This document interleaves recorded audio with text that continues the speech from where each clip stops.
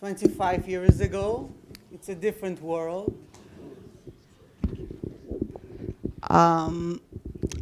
Today I would like to speak to you about our campaign in Israel, in Bizchut, which is a NGO.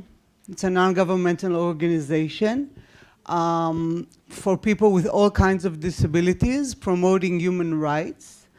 Now, as was mentioned, I'm a lawyer at Bizchut, and I did all sorts of things.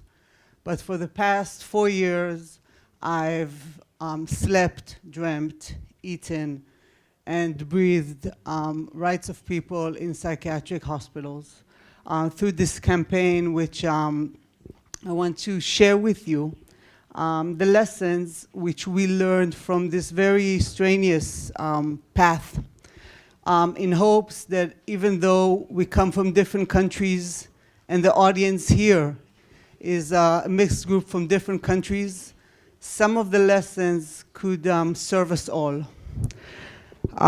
We started out 4 years ago in order to abolish forced psychiatric hospitalization.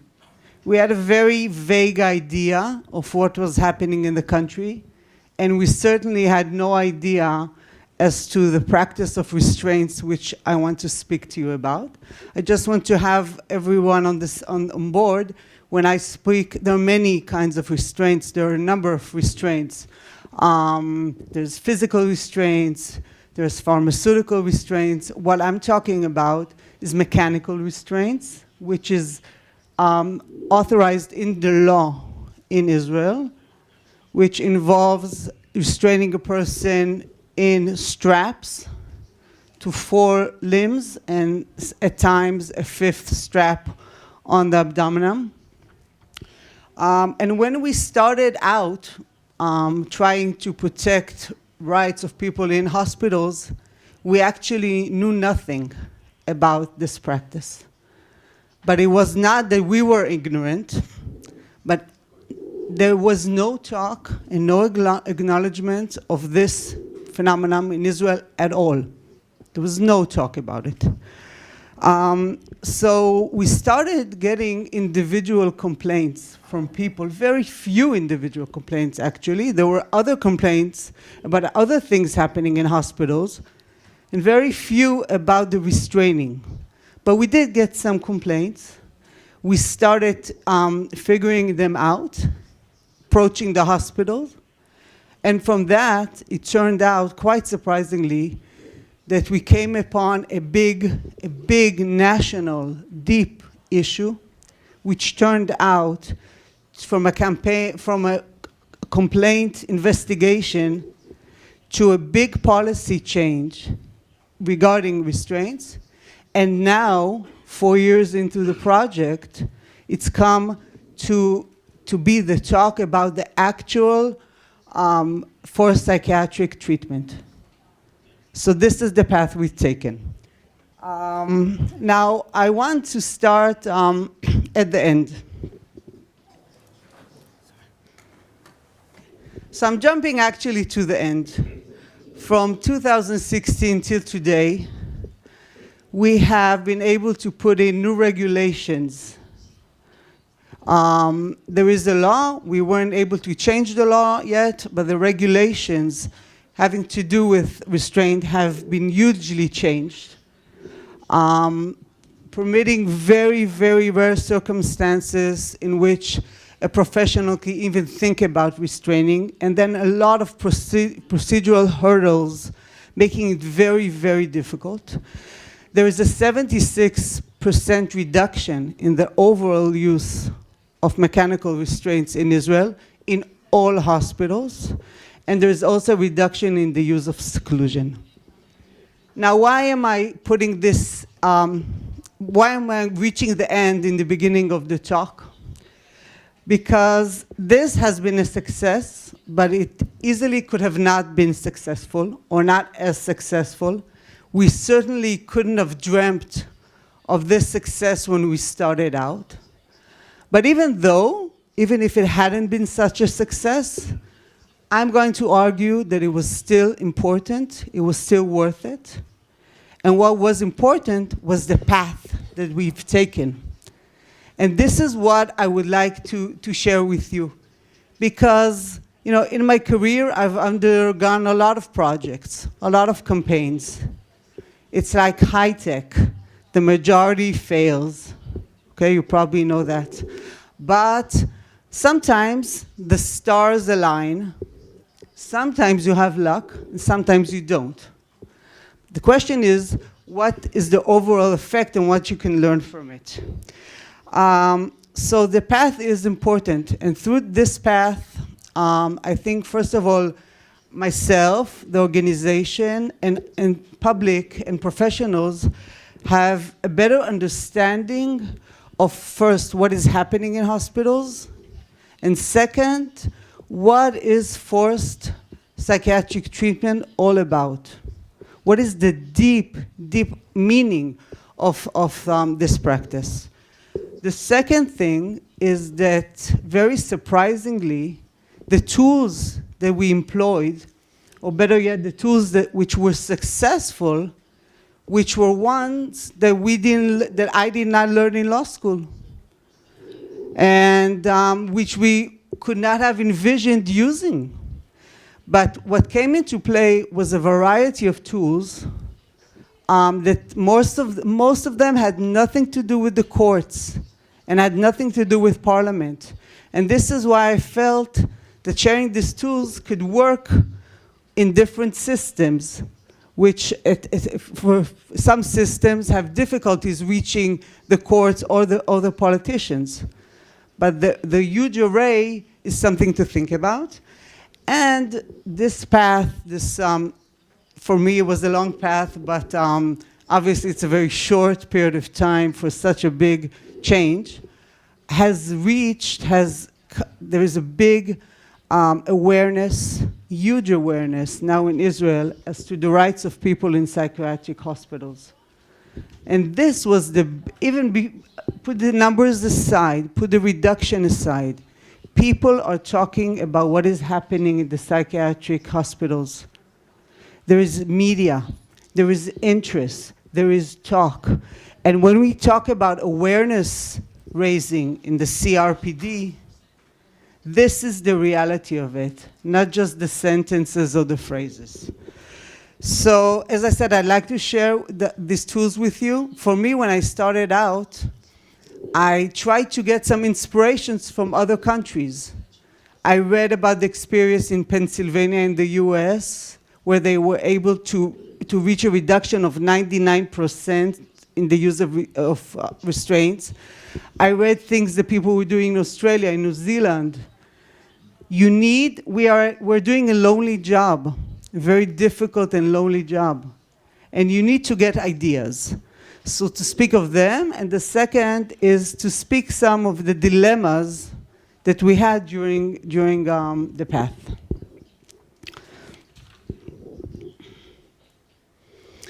So how did it all start?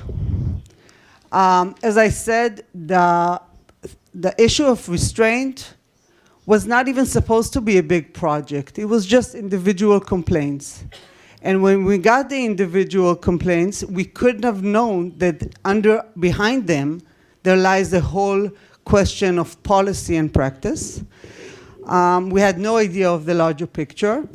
But one lesson I can tell you right off is these people are throwing stones. And what I found is that when you deal with people in psychiatric hospitals and rights, you just have to throw a stone, and you're bound to find some wrongdoing that you couldn't even imagine.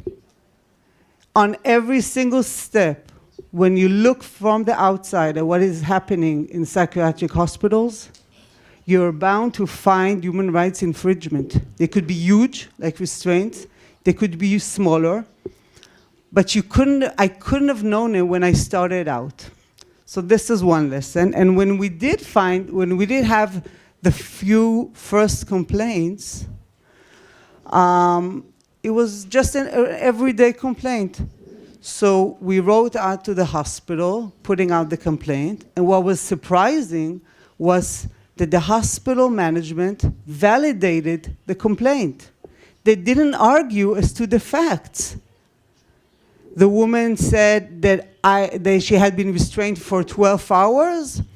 I thought that, okay, they will probably say, no, it was half an hour. No, it never happened. No, she has schizophrenia. You can't even believe her. But they actually acknowledged everything.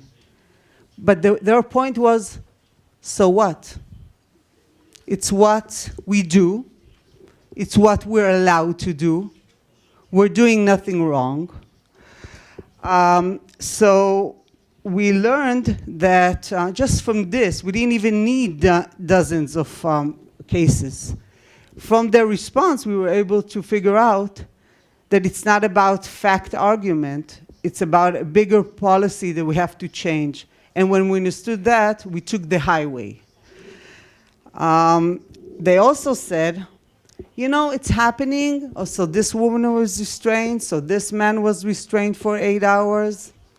But what are you making such a big deal? It's a very rare phenomenon. We can do it, we do it, but it hardly ever happens. So the second thing I want to emphasize to you, when we look how we did it, is speak about data. Okay? You need the numbers. You need to find the extent of the problem. You need hard data. So what we did was put out information requests to the government.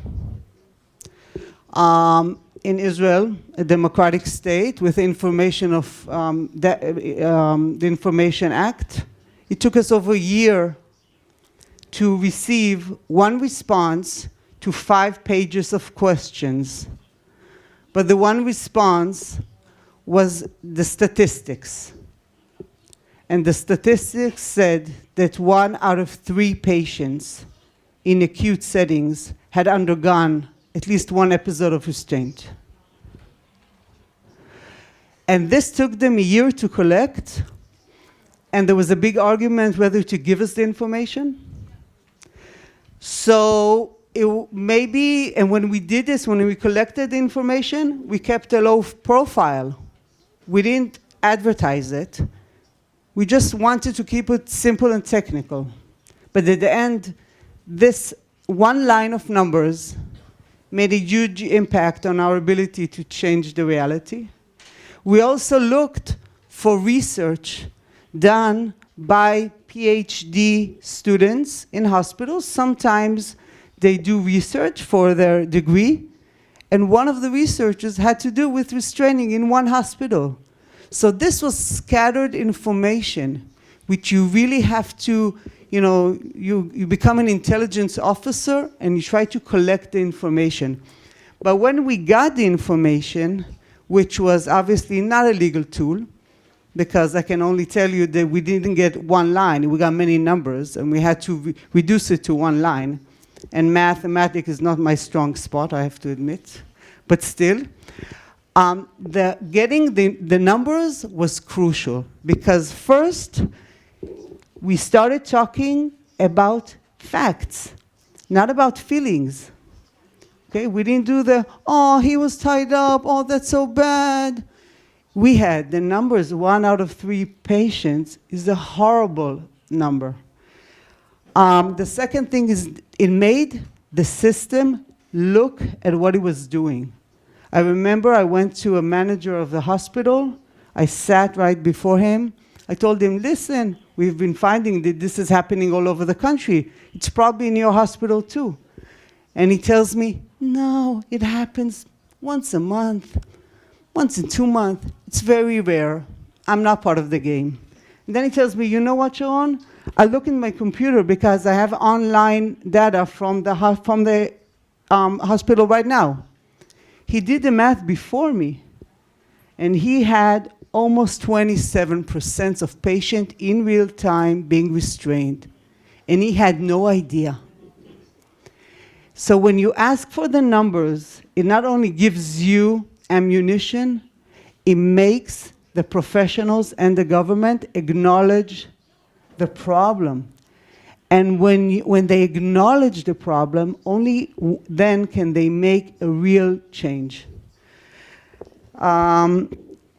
What also we found from the numbers was not only, from the data, was not only the statistics, but that the number one cause for people being restrained was not, as you could imagine, or as they claimed, it was not violent patients at all. It was patients that were agitated. It was people who were swearing, people who were doing something to a chair or to a table. This was the number one reason for people being restrained, not the violence. So the data also gave us a picture that this tool was used on a day-to-day basis. It was a banal use. It was nothing dramatic. It was like giving a person a towel or giving them a shot. It was restraining them. And the numbers spoke the story that I could find, that I could do dozens of pages writing it. The numbers spoke out.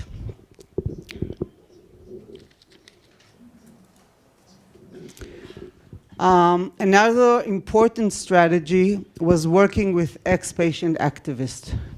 We are not an organization of people with disabilities, but we work with them.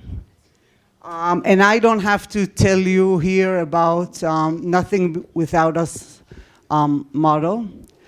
I would like to say that in the context of this campaign, I would like to highlight its importance.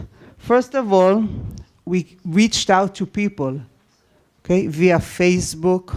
We asked them to fill out an online questionnaire, anonymous.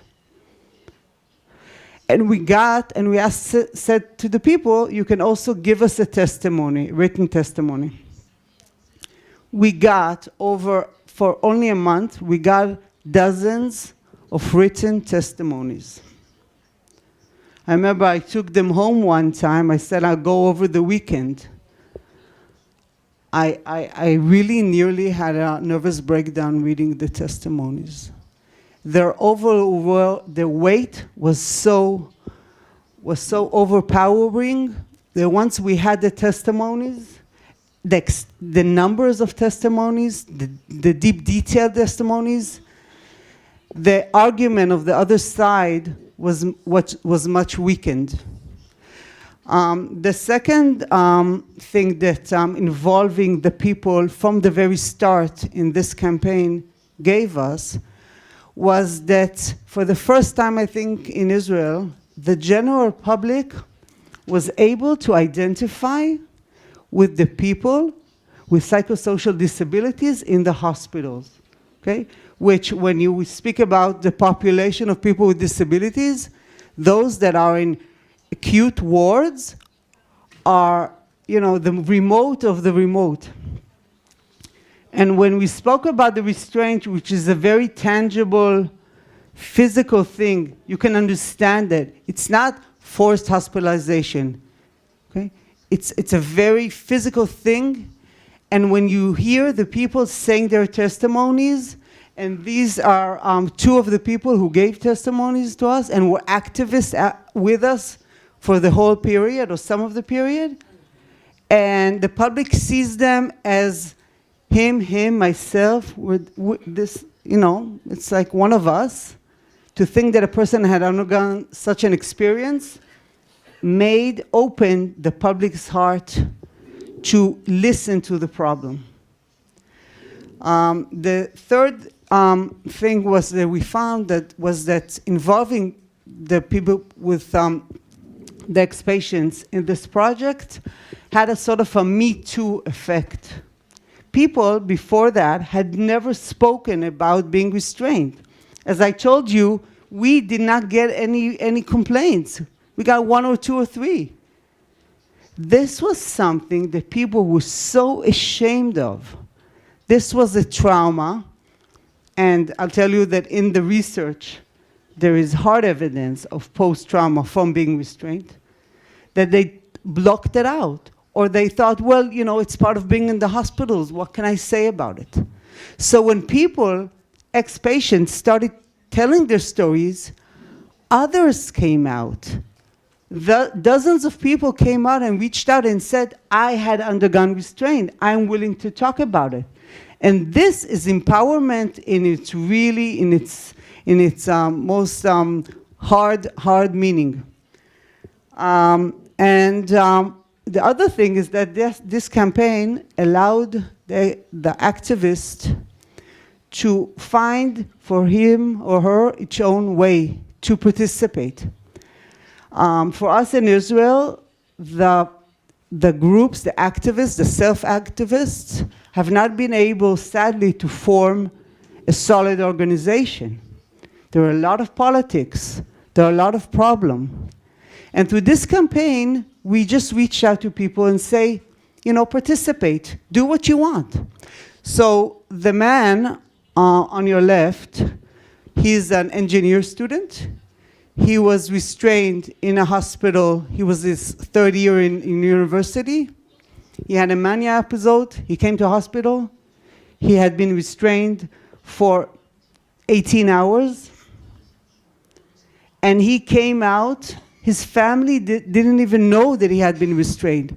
This is a picture from the national television. He was interviewed, full face. Okay, you always, I don't know, in Israel, we always have people with disabilities having, their eyes, black covered mask, whatever, on the television. No, he came out. He looked the audience in the eyes. But for him, it was enough to give his testimony, and then he went back to his life. He felt and he did have an impact, but this is what he wanted. He went back to his life. The woman on the right was a partner with us till now. She had undergone restraint 20 years before she came to us. She never forgot it. Okay? She was restrained as a teenager for 2 days. So she came out, she spoke about it, but for her, this experience allowed her to go with us, shoulder to shoulder, to keep on fighting. So when you open up and you say to people with, your customers, your peers, you say, come join me and do what you can. I'm not forcing you to go to the parliament. I'm not forcing you to go to TV. The many paths allowed us at the organization to have a much greater rate of involvement with the people themselves than any other project.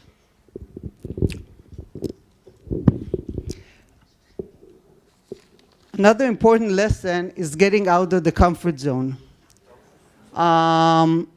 So I'm a lawyer. When I started out, I was saying, okay, I have some strategic litigation. I'll go to the parliament, I'll change the law. But there was only one court proceeding in this whole 3 years. It was a very dramatic story of a woman who had been restrained for 24 consecutive days. But the court did very little. Okay? The state backed out. The court said very little. So the court was not our tool. Parliament didn't know what to do when we told them to change the law. So what happened was we utilized tools that I would never have thought I would use.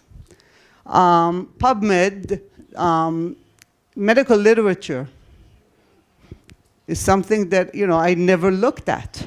But when I started reading psychiatric journals talking about restraint, I actually found much greater claims and arguments against restraint than I had found in legal literature.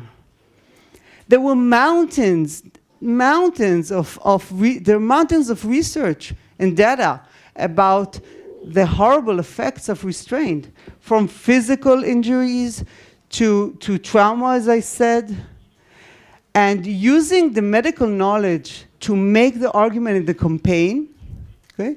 First of all, I was able to speak to the psychiatric community with their language. They were quite surprised. But I was able to pull out the research that they had ignored.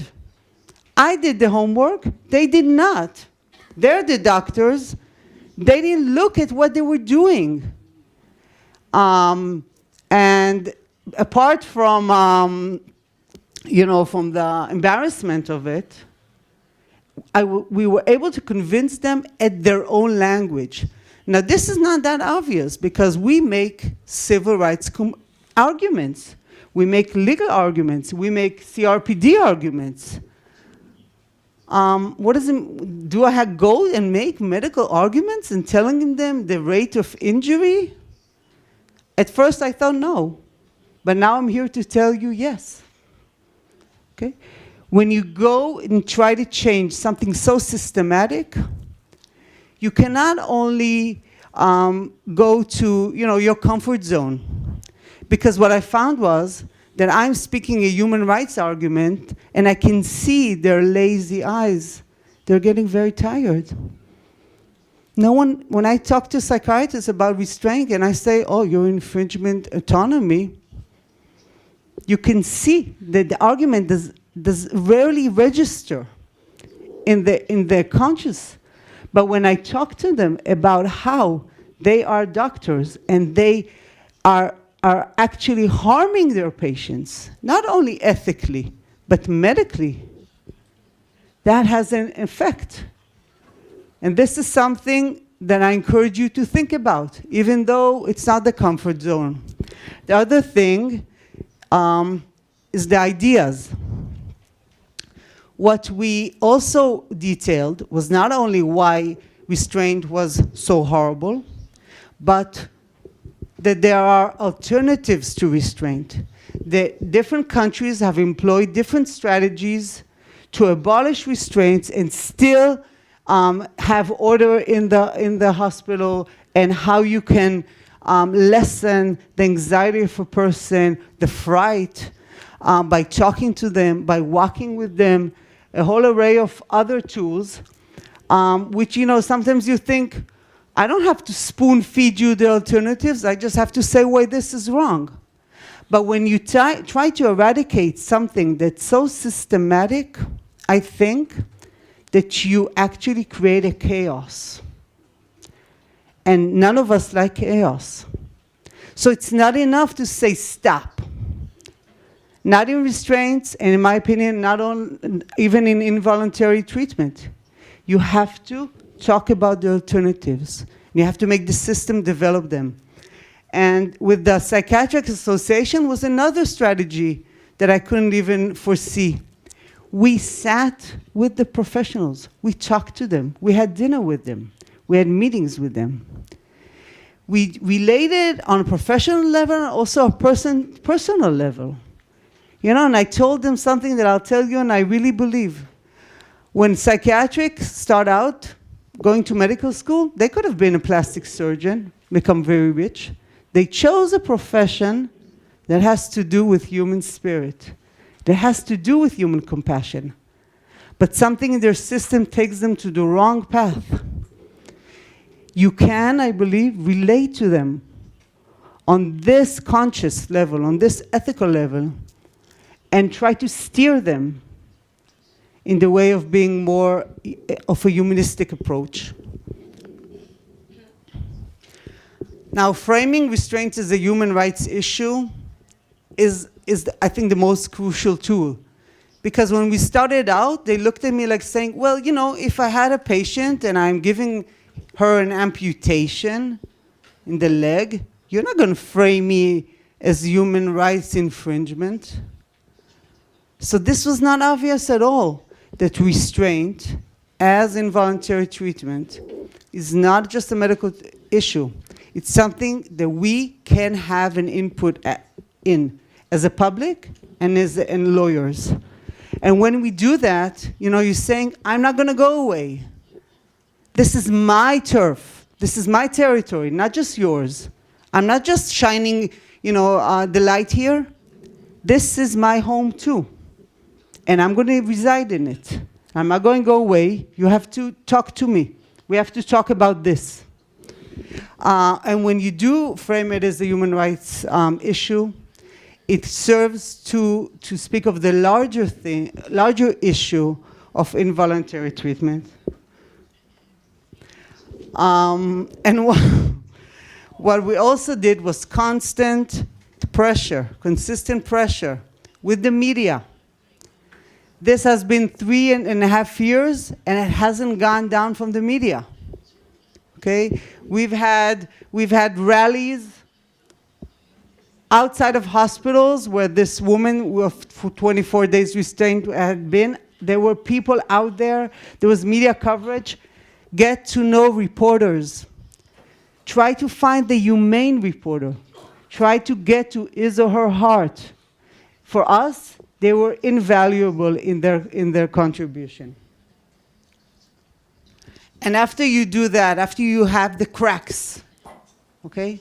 Because for 3 years, the system has been cracked by this campaign. But then you have to fill it for the foundation, okay?